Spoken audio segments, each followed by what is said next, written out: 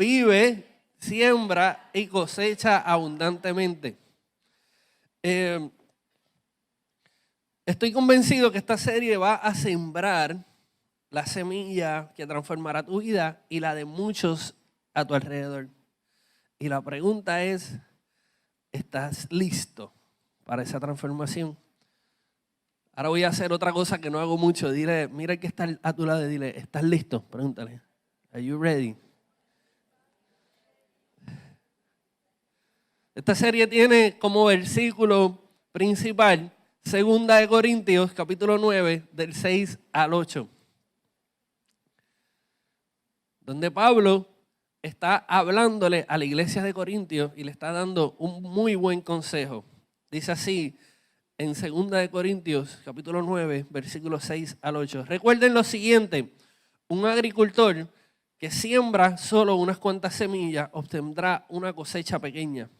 Pero el que siembra como abundantemente obtendrá una cosecha como abundante. Cada uno debe decidir en su corazón cuánto dar y no de mala gana ni bajo presión, porque Dios ama al que da con alegría y Dios proveerá con generosidad todo lo que necesiten. Entonces siempre tendrán todo lo necesario y habrá bastante de sobra para compartir con otros. Y el pensamiento que quiero utilizar, que va a servir de base para esta serie, es el tamaño de tu cosecha habla del tamaño de tu siembra.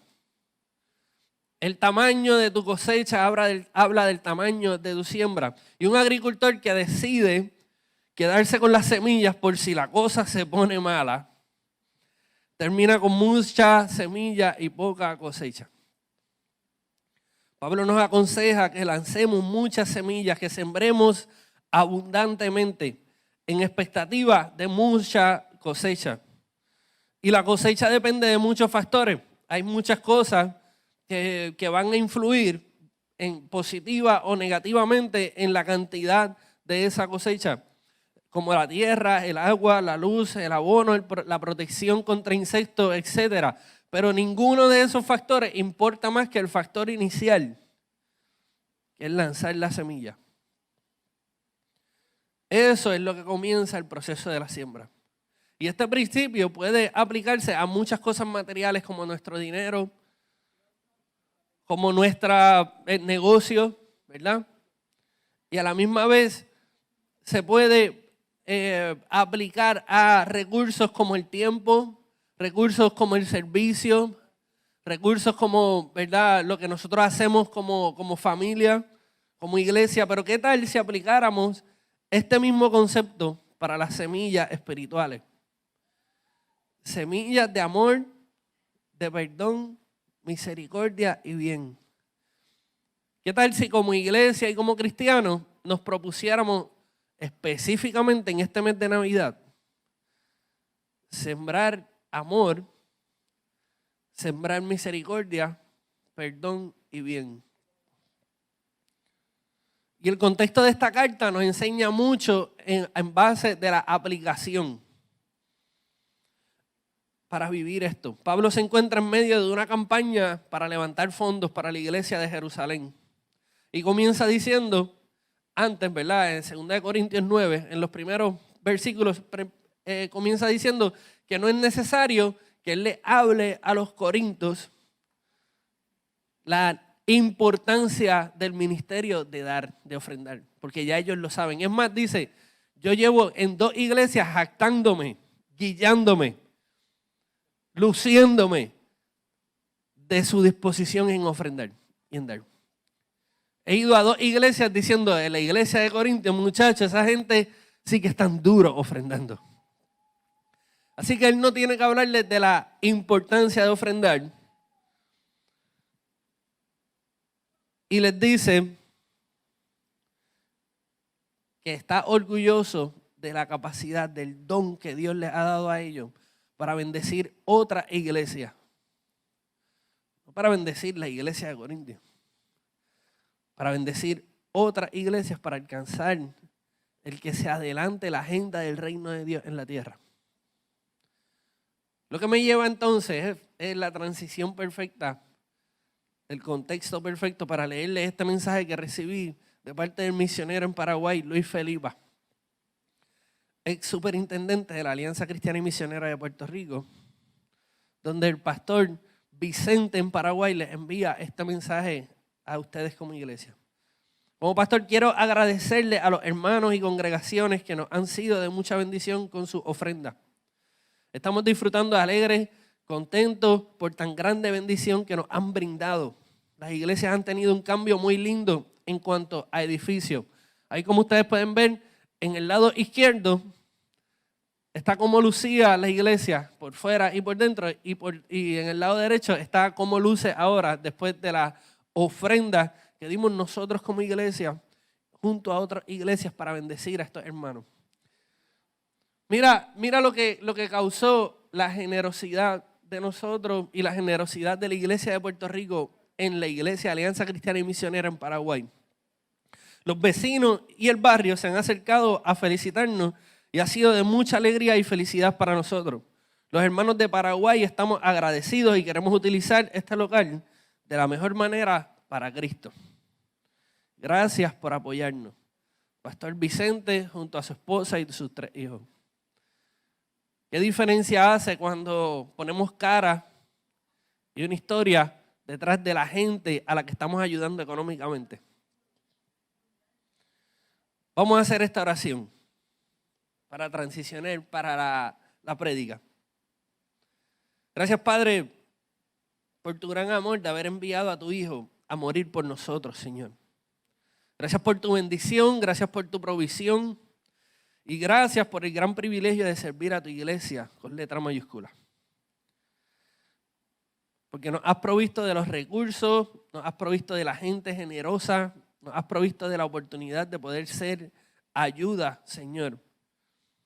De que mediante lo que tú nos has dado, nosotros poder adelantar el reino de los cielos que se establezca aquí en la tierra. Dame este privilegio por mucho tiempo de seguir sirviendo a la gente más generosa que he conocido. Y que la semilla de esta palabra no solamente nos impulse a sembrar abundantemente físicamente, con cosas materiales, con dinero, sino que con amor también, Señor. Y que esta palabra penetre en nuestros corazones y que dé fruto y fruto en abundancia. Amén. Yo me siento como Pablo, guillado de la capacidad de ustedes en ayudar y responder. Esa ofrenda cruzó los límites internacionales y llegó hasta Paraguay. Esa generosidad. Y ahora hay gente glorificando el nombre de Dios en un sitio bien lejos de nosotros por un pequeño gesto que nosotros hicimos. Así que yo no estaba seguro si sentirme tan orgulloso era bien, ¿verdad? Si sentirme tan contento era bien, pero veo que Pablo iba a las iglesias jactándose de sus pollitos. Así que me puedo sentir bien. Y hoy me encuentro predicando frente a la gente más generosa que conozco, que siembra abundantemente y que espera una cosecha abundante. Por eso quiero hablarles de esparcir la semilla y contestar la pregunta: ¿estoy sembrando amor como un verdadero cristiano? Y teniendo en mente las 4 palabras importantes que son vivir, sembrar y cosechar abundantemente, teniendo esas 4 palabras en mente, quiero sumergirme entonces en 1 de Juan capítulo 3, del 18 al 19. Y acompáñeme a leerlo. Querido hijo, que nuestro amor no quede solo en palabras, mostremos la verdad por medio de nuestras acciones. Nuestras acciones demostrarán que pertenecemos a la verdad. Entonces estaremos confiados cuando estemos delante de Dios. El trasfondo de esta carta es que ya para finales del siglo I, que es cuando se dice que Juan escribió esta carta, Juan es el discípulo, el último, the last man standing. Todos los otros apóstoles habían sido asesinados. Y Juan, de viejito, se sienta a recapitular, ¿verdad?, del Evangelio y las cosas que sucedieron con Jesús según su perspectiva. Y está escribiendo también esta carta más o menos en ese tiempo donde él estaba ya fuera de Jerusalén, porque en el año 70 después de Cristo, Israel fue saqueado y derrumbaron el templo y se volvió, dispersaron a toda la gente y todos se fueron. Y Juan está escribiendo esto a las iglesias, no tiene un destinatario específico, como las otras cartas de Pablo, que le dice, le estoy escribiendo a fulano de tal. Sin embargo, el contenido de lo que vamos a leer aquí aplica a todas las iglesias que estaban en ese tiempo del Nuevo Testamento, inclusive aplica a nosotros, como veremos. Para ese tiempo ya se estaba desarrollando la iglesia como tal, pero también se estaba desarrollando movimientos sectarios, donde ya para el siglo segundo, el próximo siglo, ya le llamaban oficialmente el cristianismo gnóstico, que decía que Dios es perfecto porque es en espíritu y todo lo que es en carne es imperfecto, así que Jesús no pudo haber sido hombre. Jesús parecía hombre, pero no era hombre. Y eso era lo que se estaba empezando a colar. Y decían, no es necesario tú conocer a Jesús, no es necesario creer en su obra redentora, porque Dios es el único perfecto. Si Jesús era verdaderamente hombre, pues entonces no era perfecto. Y empezó a colarse esa doctrina de error en la iglesia. Y al punto en que varios cristianos empezaron a decir, ok, espérate, ¿cuál de las dos es verdad? ¿Cómo yo sé que pertenezco a la verdad? ¿Cómo yo sé que creo en la verdad? Así que Juan se dio a la tarea de escribir esta carta y lo que estamos leyendo está con el trasfondo, con el contexto de informar a los cristianos de cómo tú sabes que es la verdad. ¿Cómo estás seguro que estás viviendo en la verdad?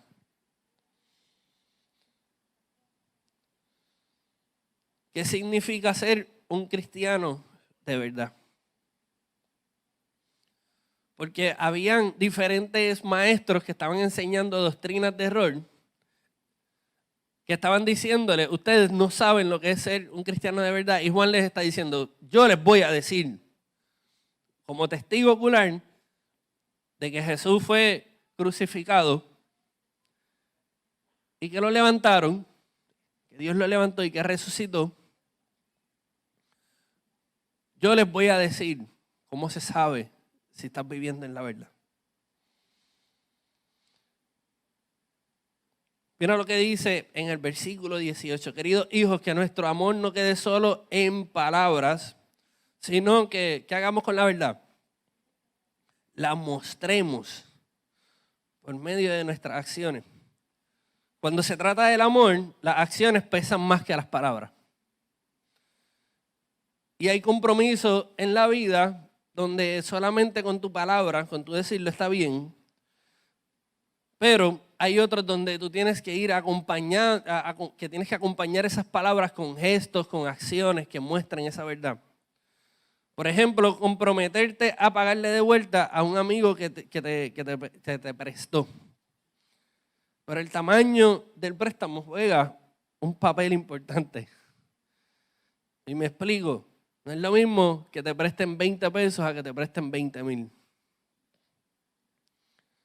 No es lo mismo que te presten 20 a que te presten 200,000. ¿Verdad? Y ahí se pone seria la cosa. Porque en el primer caso, que te presten los $20, basta con que diga, te lo envío por ATH móvil luego. Y con eso basta. Un amigo que te quiere mucho. Pero en el caso de que te presten $200,000, estamos hablando de algo más formal y complicado. Pero asumamos que tenemos la suerte de tener un amigo, primero, con esos $200,000 que le sobran. Y segundo, que desee prestártelo al 0% de interés. De los mejores amigos. Consérvalo hasta la muerte. Este amigo de seguro va a querer hacerte un contrato donde establezca los términos del préstamo, cantidad prestada, el tiempo. del préstamo, el pagaré mensual. Este contrato le añade formalidad al asunto y te compromete legalmente a pagarle de vuelta. Pero una cosa es estar comprometido, muchas gracias, una cosa es estar comprometido con pagarle de vuelta y otra cosa es pagarle de regreso. Y podrás decirle a tu amigo, te amo, te amo, te amo. Pero si no le pagas de vuelta, él no va a amarte de regreso. Y mira lo que dice Juan 3:16. Pues Dios amó tanto al mundo que dio a su único hijo para que todo en el que él crea no se pierda, sino que tenga vida eterna. Dios amó de tal manera que estuvo dispuesto a entregar su hijo para morir por nosotros. Cada gota de su sangre sellaba el contrato donde obtuvimos el derecho a ser llamados coherederos del creador del universo. Y Dios lo hizo sin expectativas de que le pagáramos de regreso. Porque al final de todo, ¿cuánto vale la vida eterna? ¿Qué precio le podemos poner a la vida eterna? El amor es algo abstracto, es difícil de explicar y complicado de entender. Hay muchos que moriremos sin poder entenderlo a capacidad, lo que significa el amor. Sin embargo, las acciones que acompañan una declaración de amor sirven para describir cuán grande o cuán pequeño es. En el caso de Dios, nos ama tanto que estuvo dispuesto a enviar a su Hijo. Y volvamos a la primera de Juan, en el versículo 19, donde dice, nuestras acciones demostrarán que pertenecemos a la verdad. Entonces estaremos confiados cuando estemos delante de Dios. Y esto, él está hablando obviamente de algo mucho mayor que solamente buena obra. Las semillas de amor son evidencia. Son evidencia de que tenemos una relación profunda y en constante crecimiento con el creador del universo. Juan está diciendo, tú amas a Dios, tú conoces a Dios, tienes una relación con Dios, que se note. Como la gente que llega a la fiesta y tú le dices, ¿cómo tú estás? Bien. Y tú en tu mente dices, pues díselo a tu cara. Estás feliz. Con una cara ahí, pues, tu cara no se ha enterado. Y como cristianos, se tiene que notar que estamos en relación con Dios, con el creador del universo. Es más, tiene que ser evidente. La gente tiene que llegar a esa conclusión cuando te vea decir cosas, cuando te vea suplir necesidades, cuando te vea amando a tu prójimo, debe decir, Dios debe existir. La única evidencia, la única explicación evidente es que Dios existe. Y recordemos que esta carta se escribe en un momento donde no existía la Biblia, no existían los padres de la fe con la teología extensa que nosotros tenemos, no existía, ¿verdad?, el conocimiento profundo de la Biblia. Estaban cristianos desesperados diciendo, ¿cómo yo sé que creo la verdad y que estoy viviendo la verdad? Y Juan le dice, esta es la manera.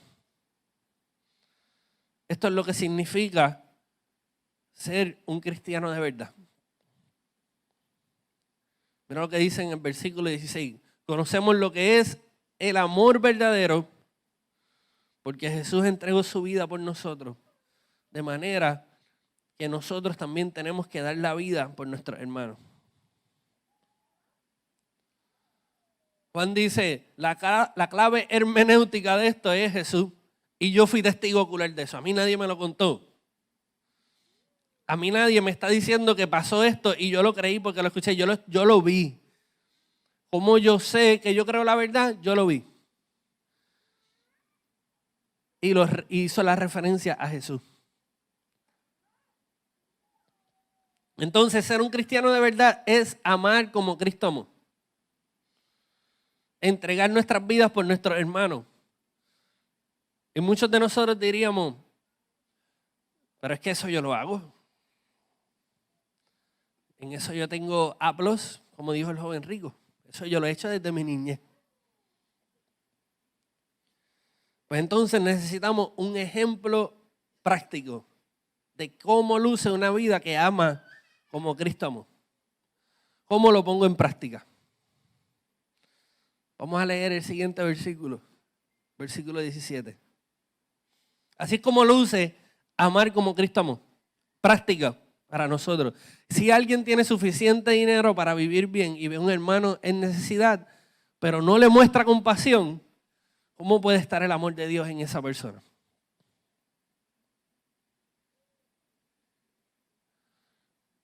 No le muestra compasión, tiene diferentes versiones. Hay una versión que me gusta mucho que dice, cierra su corazón contra él. Porque la palabra que se utiliza ahí en griego está hablando de las entrañas. Cierra sus entrañas. Así que pudiéramos decir, si alguien tiene suficiente dinero para vivir bien y ve a un hermano en necesidad, pero cierra sus entrañas, no le muestra compasión, ¿cómo puede estar el amor de Dios en esa persona? Y Andy Stanley, hablando sobre este versículo, dijo algo gracioso, pero también bien interesante.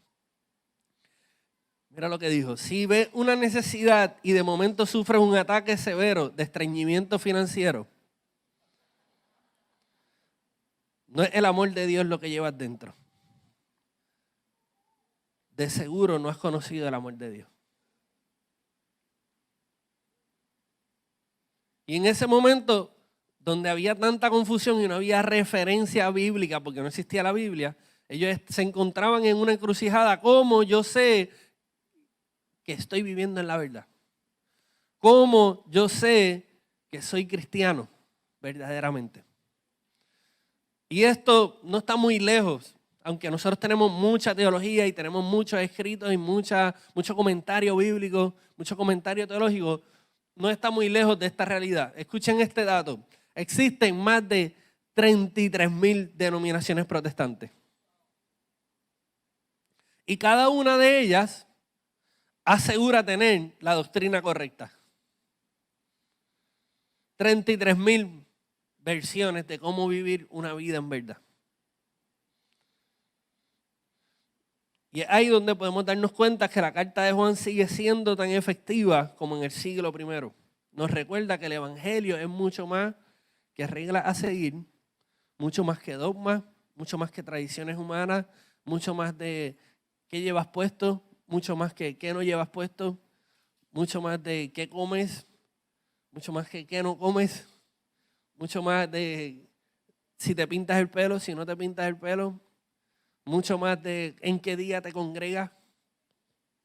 Nosotros lo hemos complicado a un nivel, ¿verdad?, que está bien difícil para una persona que no ha sido creyente toda su vida poder entender, espérate, ¿esto verdaderamente es la verdad? ¿Esto será correcto? Me estoy comprometiendo a vivir una vida de ser cristiano, pero estoy de las 33,000 versiones que hay. ¿Cómo yo sé que estoy viviendo el evangelio real? El evangelio es que el evangelio es Cristo. El evangelio es que Cristo murió y resucitó por nosotros para su obra redentora y para que esto sirviera de medida de amor de Dios por la humanidad. O sea que Cristo murió para que nosotros conociéramos cuán grande es el amor de Dios por nosotros. Vivir el evangelio es mucho más que seguir reglas o doctrinas. Vivir el evangelio es amar como Cristo ama, sin límites. Cuando sembramos amor abundantemente, amamos como Cristo ama, sin límite. El amor de Cristo no es una filosofía abstracta. Es algo que podemos poner en práctica. Y funciona a la perfección cuando vemos una necesidad y la atendemos. Ahí es donde se resalta el amor de Cristo en nuestra vida. Sembrar amor abundantemente es la evidencia de que hemos entendido la verdad y que pertenecemos a la verdad. Y en el Evangelio de Juan, capítulo 20, se registran las palabras de uno de los discípulos al enterarse de la resurrección de Jesús. Yo creo que este evento forma parte fundamental de por qué cuando a Juan le pregunta, ¿tú estás viviendo la verdad? Él te refiere a Jesús. Él te refiere a la cruz, él te refiere a la resurrección. Este evento que vamos a hablar ahora te da el contexto de por qué Juan cree que vivir la verdad es vivir en amor como Cristo amó. Mira lo que dice Tomás cuando se entera de que Jesús había resucitado, pero él no estaba en ese cuarto cuando Jesús se les apareció. Y él dice, no lo creeré a menos que vea las heridas de los clavos en sus manos, meta mis dedos en ellas y ponga mis manos dentro de la herida del costado. Pero 8 días después, los discípulos estaban juntos de nuevo y esa vez Tomás se encontraba con ellos. Las puertas estaban bien cerradas, pero de pronto, al igual que antes, Jesús estaba de pie en medio de ellos y les dijo, la paz sea con ustedes. Entonces, acción seguida, inmediatamente. Después que les dijo, la paz sea con ustedes, miró a Tomás y le dijo, pon tu dedo aquí y mira mis manos. Mete tu mano en la herida de mi costado. Ya no seas incrédulo. Cree.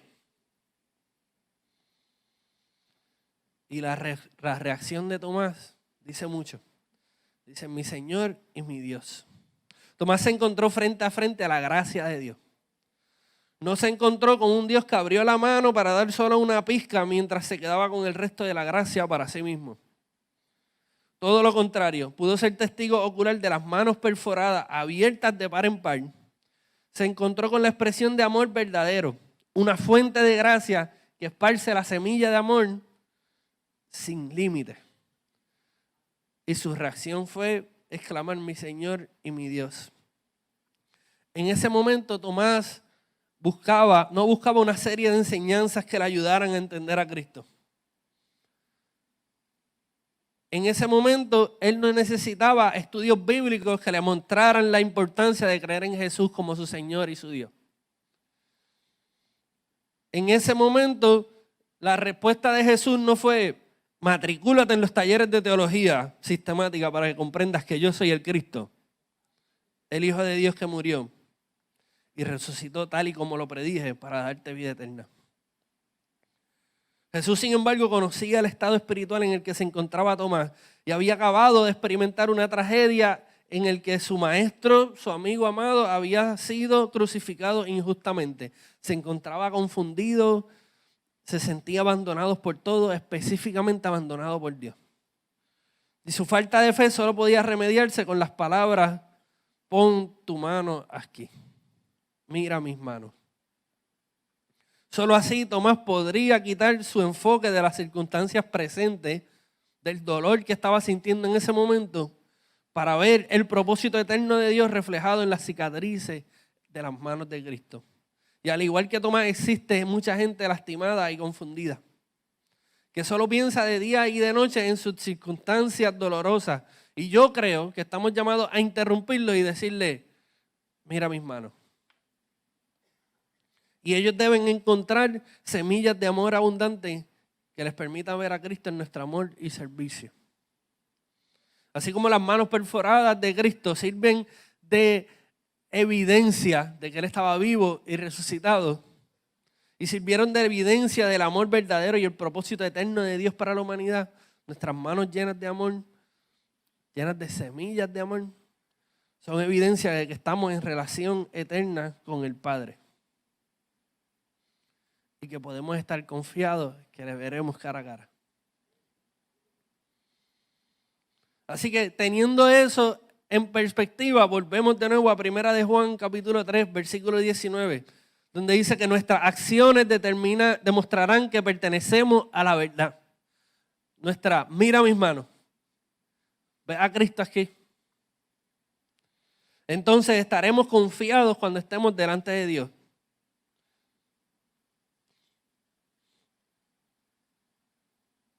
Quiero que tengan esta cita central de este mensaje. Y ahora pueden sacarle fotos, pueden escribirlas, los que están por internet, busca tu papel, busca tu lápiz, escríbelo en tu smartphone. Un creyente seguro de su salvación lleva las manos llenas de semillas de amor para esparcir en todo momento. Un creyente seguro de su salvación se conoce porque lleva las manos llenas de semillas de amor. Y las esparce en todo momento. Creo que hemos sido llamados para vivir, sembrar y cosechar abundantemente. Y que no somos salvos por buena obra, pero sí somos salvos para buena obra. Como seguidores de Cristo tenemos que ser sal y luz en este mundo y ser de influencia. Un comienzo en la transformación de nuestras familias, nuestros trabajos, universidades, los seres queridos, las comunidades, en fin, en todo lugar donde estemos, vivir de tal manera en la que sea evidente que llevamos el amor de Dios dentro. Y que en lugar de que la gente pregunte, ¿cómo es posible que esté el amor de Dios dentro de esa persona? Cambien esa pregunta a una declaración que dice, el amor de Dios seguramente está en esa persona. El amor de Dios seguramente está en ese matrimonio. Está en esa familia. Está en ese ministerio. Está en esa iglesia. Juan nos ha lanzado el reto de que nosotros nos hagamos notorios por bendecir a la gente abundantemente, por esparcir la semilla de amor, por ver una necesidad y suplirla como Cristo suplió la de nosotros, sin límite.